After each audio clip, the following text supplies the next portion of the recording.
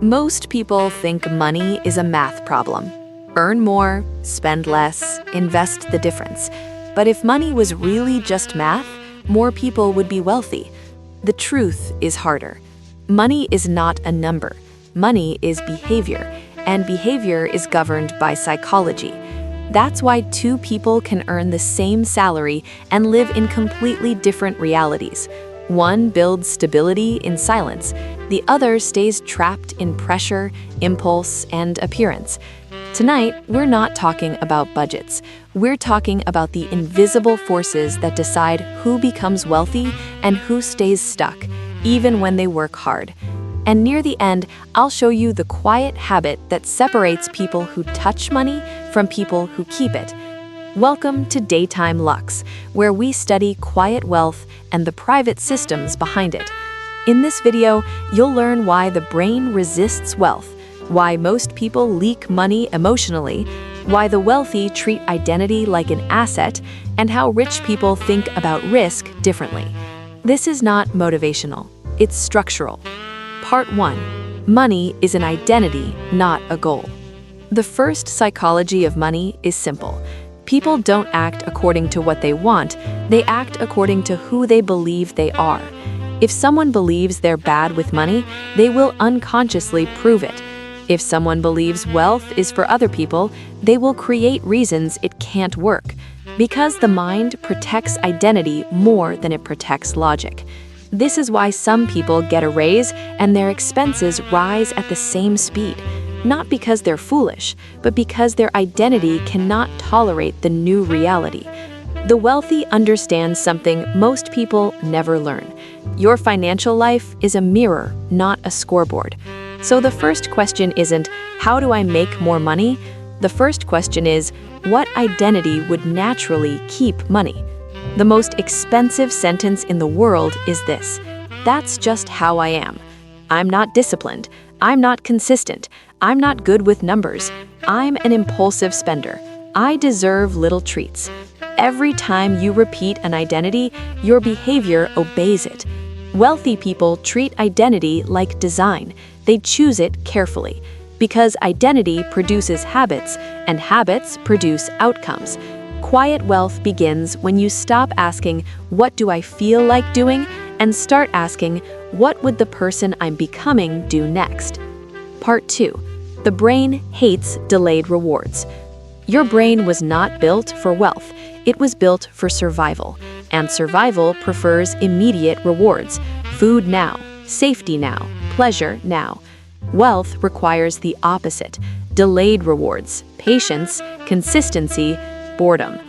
This is where money is lost. In late-night impulse purchases, in celebration spending, in emotional coping, in scrolling that creates desire.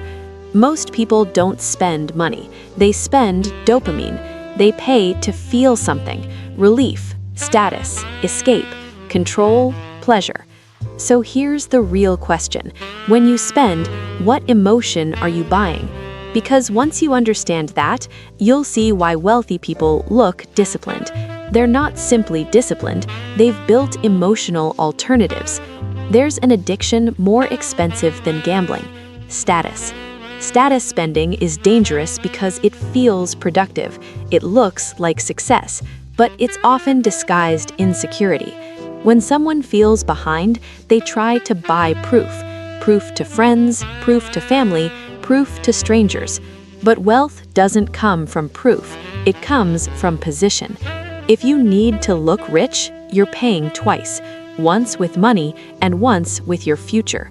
Quiet wealth is not the ability to buy expensive things, it's the ability to buy time, peace, and options.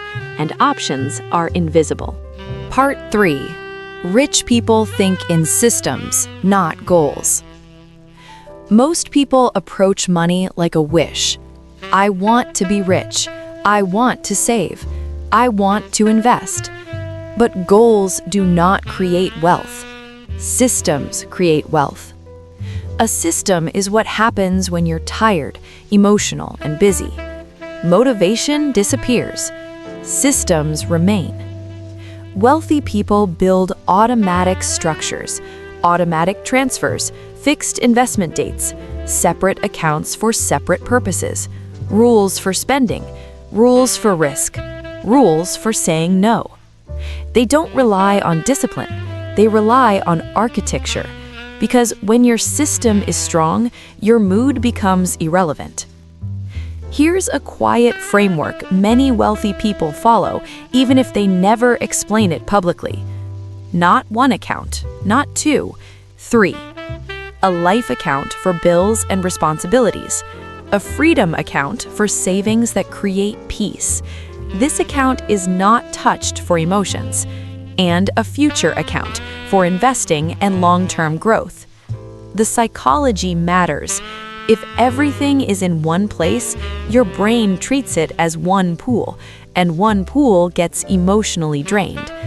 Separation creates discipline without effort. This is why wealthy people look calm.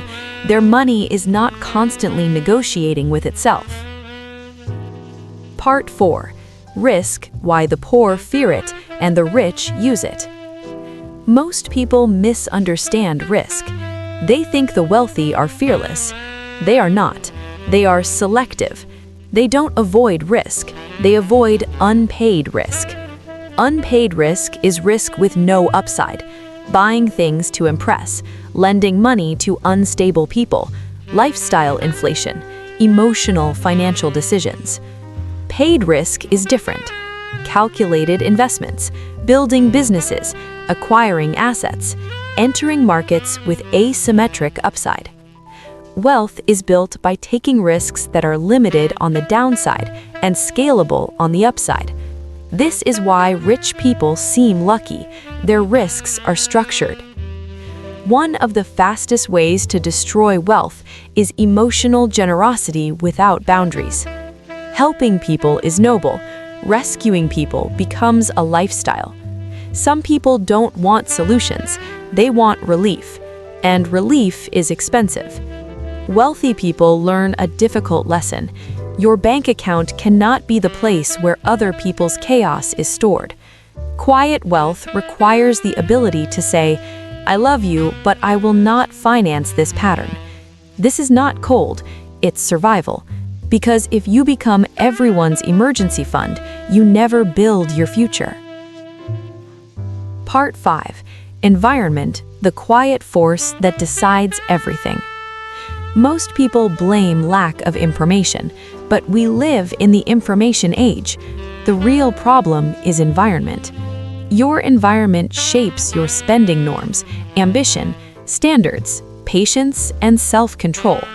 If you live around people who normalize impulse spending, debt, drama, and quick wins, you will struggle to build slow wealth.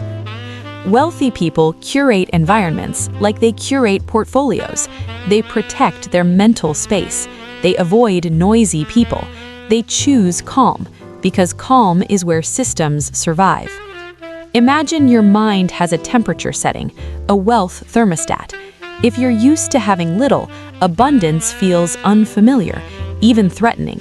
So when money rises, the thermostat pushes it back down through overspending, bad deals, emotional decisions, lifestyle upgrades too early. This is not stupidity, it's the subconscious resetting familiarity. Quiet wealth requires resetting the thermostat, not with motivation, but with repeated proof. Small wins, consistent systems, a new normal. Part 6. The quiet compounding habit. The habit that separates earners from keepers. Here is the quiet habit the wealthy rarely talk about.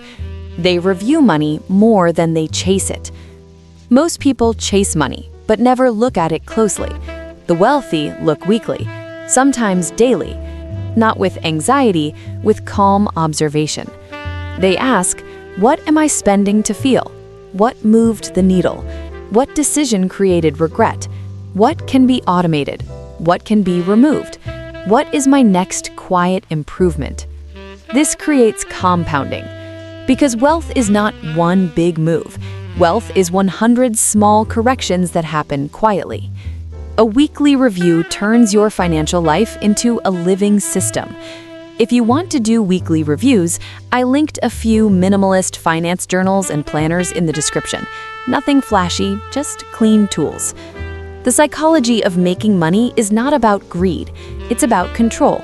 Control of emotions, control of identity, control of environment, control of your next decision. Most people don't need more information. They need a quieter mind and a stronger system. Because at the highest level, money is not a goal. It's a reflection of who you've become.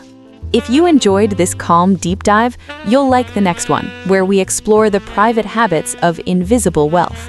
And if you want the books and tools mentioned, they're linked in the description. Until next time, move quietly and build patiently.